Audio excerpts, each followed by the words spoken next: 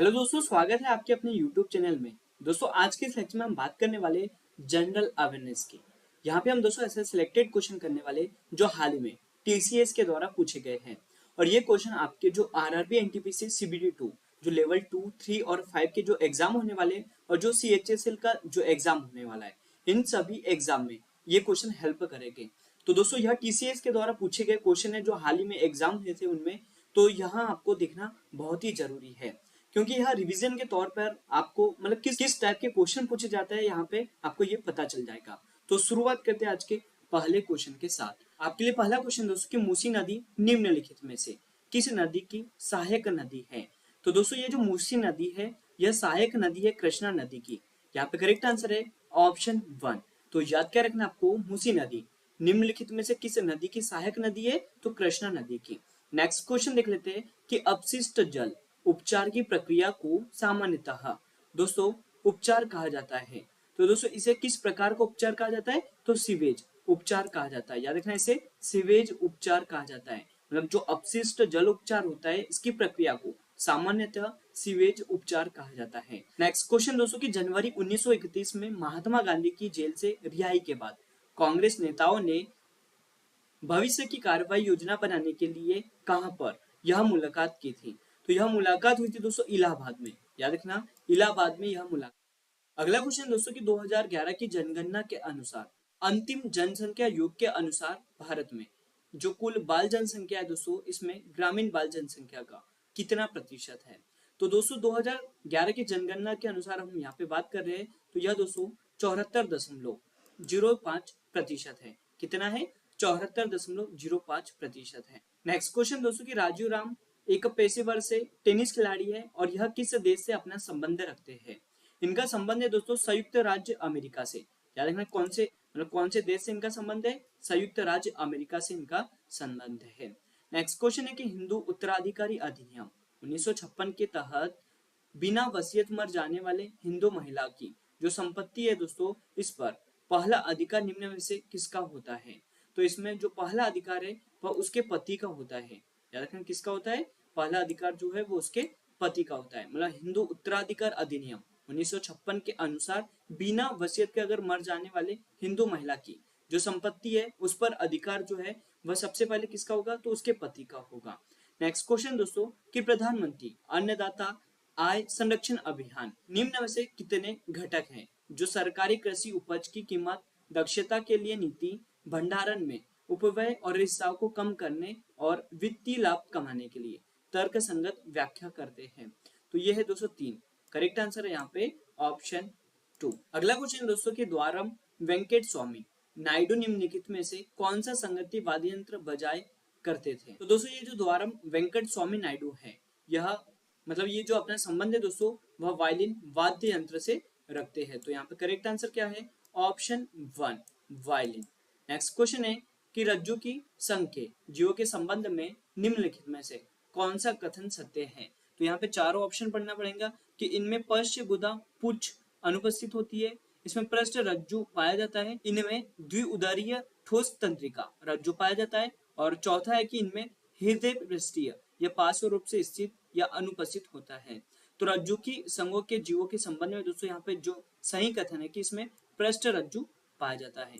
याद रखें यहाँ पे करेक्ट आंसर है कि इसमें पृष्ठ रज्जु पाया जाता है। नेक्स्ट क्वेश्चन की फरवरी 2021 में भारत के वित्त मंत्री ने दोस्तों कितने लाख रुपए तक की कर योग्य आय और कितने तक की विवादित आय वाले करदाताओं के लिए एक विवाद समाधान समिति मतलब DRC की स्थापना की घोषणा की थी। तो दोस्तों मैं आपको बता दूं कि 50 लाख रुपए से 10 लाख रुपए तक जो योग्य आय और 10 लाख रुपए तक की विवादित आय वाले करदाताओं के लिए एक विवाद समाधान समिति की स्थापना की घोषणा की थी।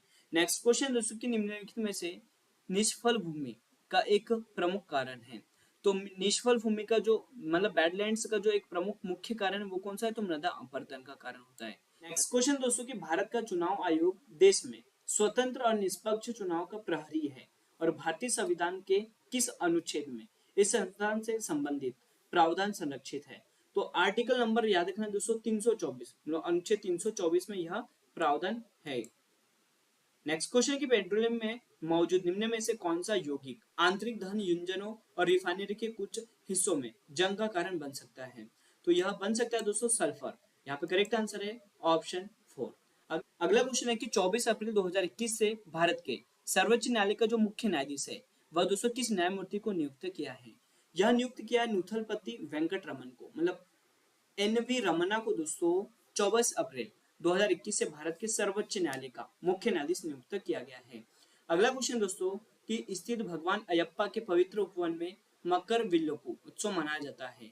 तो दोस्तों यह कहाँ पर स्थित है? ये जो भगवान अयप्पा है इसके पवित्र उपवन मकर विल्लोपु उत्सव कहाँ पर मनाया जाता है? तो याद रखना यह मनाया जाता है केरल राज्य में। कौन से राज्य में? तो केरल राज्य में। अगला क्वेश्चन है पूर्व भारतीय फुटबॉलर कप्तान सुनील छेत्री ने 2021 में निम्नलिखित में से किस टीम के लिए खेला था? तो इन्होंने दोस्तों बेंगलुरु एफसी के लिए खेला था। याद रखना कि जो सुनील छेत्री है इनका संबंध कौन सी टीम से था? तो बेंगलुरु एफसी के। नेक्स्ट क्वेश्चन दोस्तों कि CH3CH2OH सूत्र वाले यौगिक का नाम क्या है? मतलब यहाँ पे हम बात कर रहे हैं दोस्तों C2H5OH की, मतलब एथेनॉल की हम बात कर रहे हैं।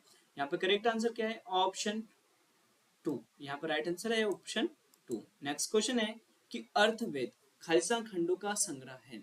तो दोस्तों मैं आपको बता दूं कि अर्थवेद का यह 20 खंडों का एक संग्रह है। अर्थवेद में कितने संग्रह है? तो 20 खंडों का संग्रह है। नेक्स्ट क्वेश्चन है कि भारत के बजट से संबंधित NIP जिसे दिसंबर 2019 में भारत के केंद्रीय वित्त मंत्री द्वारा घोषित किया था, इसका दोस्तों पूर्ण रूप क्या है? NIP का फुल फॉर्म बताना है तो ये नेशनल इंफ्रास्ट्रक्चर पाइपलाइन होता है। याद रखना दोस्तों नेशनल इंफ्रास्ट्रक्चर पाइपलाइन इसका फुल फॉर्म होता है। करेक्ट आंसर है यहाँ पे ऑप्शन 4। आर्सेनिक का दोस्तों यहाँ पे रासायनिक प्रतीक क्या होता है ये आपको बताना है, वो AS है। अगला क्वेश्चन दोस्तों poverty and un British rule in India पुस्तक के लेखक कौन है? तो पॉवर्टी एंड जो अन ब्रिटिश रूल है इसके लेखक कौन थे दोस्तों? तो दादा भाई नौरोजी। दादा भाई नौरोजी किसके लेखक थे? तो poverty and un British rule in India इसके लेखक थे। नेक्स्ट क्वेश्चन है कि स्मारकों और स्थलों के अंतरराष्ट्रीय दिवस 2021 की थीम निम्नलिखित में से क्या है? तो इसकी जो थीम है दोस्तों वो जटिल अतीत।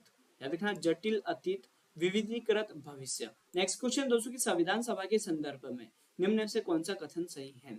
तो पहला ऑप्शन है कि जनवरी 1950 में संविधान सभा ने राष्ट्रगान को अंगीकार किया था। तो याद रखना दोस्तों जनवरी 1950 को संविधान सभा में राष्ट्रगान को अंगीकार किया था।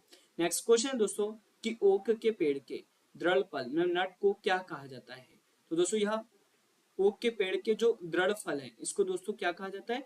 बलूत का फल कहा जाता है। और आज का लास्ट क्वेश्चन है कि इनमें में से कौन सी एक मछली पकड़ने का उपनिवेश था जिसका उपयोग प्राचीन भारत में रोमनों और ग्रीको रोमनों के साथ व्यापार करने के लिए एक बंदरगाह के रूप में किया जाता था? तो यह अरिकमेदु था दोस्तों। तो दोस्तों आज का लेक्चर यहीं पर एंड होता है। अगर आपको हमारा लेक्चर और आपको हमारी मेहनत अच्छी लगी हो तो इसे लाइक जरूर करें, शेयर करें। अगर आप इस चैनल पर नए हो दोस्तों तो इसे सब्सक्राइब भी जरूर कर लें।